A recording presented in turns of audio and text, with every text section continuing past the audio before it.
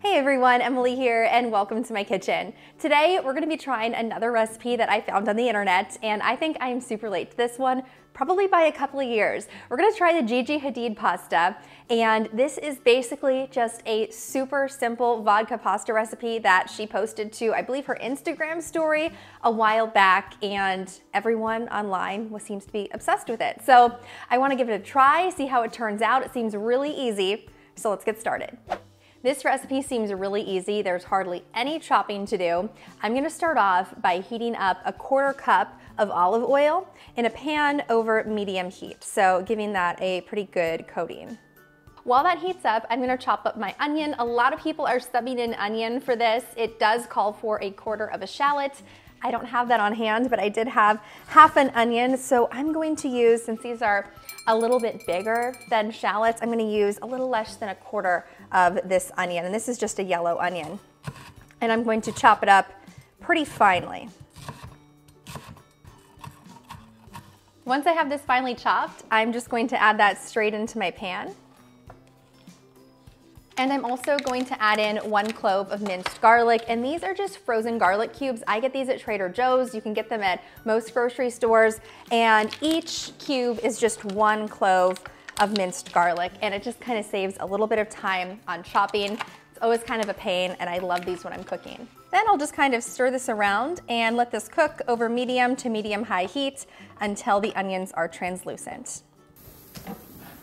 This already smells so good. I feel like all you have to do is cook some onions and garlic and your kitchen smells amazing. It's starting to become translucent, a little bit caramelized, and so now I'm going to add in a 1/4 cup of tomato paste. Just kind of eyeball it. And then I'll go ahead and stir this around and cook it until everything's kind of caramelized. That's what the instructions are. And I'm glad I wore black because this is a little splashy. This is about the longest part of cooking. This is almost done. So at this point, I'm gonna turn on my pot of water, give it a good salt, and then bring that to a boil on the stove, and that's gonna be for my pasta. Once the tomato paste and onions start to caramelize a little bit, add in your vodka, and this is an optional step. If you have it on hand, throw some in. It'll be a tablespoon. And you'll cook this until the vodka is almost completely evaporated. Once that vodka has had time to kind of cook down and evaporate, you're gonna add in a 1/2 cup of heavy cream. I'll just kind of eyeball that, give it a good go around the pan, and then you can be pretty heavy-handed with this. It's supposed to be a spicy vodka sauce recipe. She adds in a teaspoon of crushed red pepper flakes. You can add in a little bit more if you want it to be spicier. Once you add in the heavy cream, go ahead and remove this from the heat and then stir everything in and combine this into a nice sauce. You're gonna leave this off the heat until we add in our pasta at the very end. This is already looking so good. Once you have that all combined, add in just a little bit of salt and pepper to taste.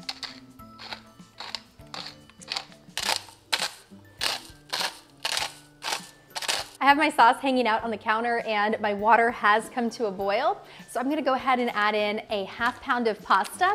I'm gonna be using Orzo because I happen to have it on hand and it's just one of my favorite pastas. I think it's gonna go really good with the sauce. And Orzo cooks up really quick, so this should be done in less than 10 minutes.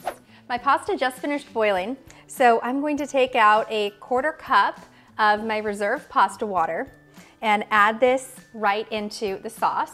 And then I'm gonna drain my Orzo. I'll add that hot drained Orzo right into the sauce and pasta water. And then I'll add in about a tablespoon of butter. And then she says, stir this all together until the sauce is saucy. So let this kind of all coat the pasta and form a nice smooth sauce. And I think it really will with the addition of that pasta water, kind of thins that sauce out just a little bit, and it should be nice and creamy. This is already smelling amazing and it looks so good. This looks pretty saucy to me, so the final step will be to add in a 1/4 cup of Parmesan cheese. And a nice little sprinkle of basil over the top, and give that a stir together.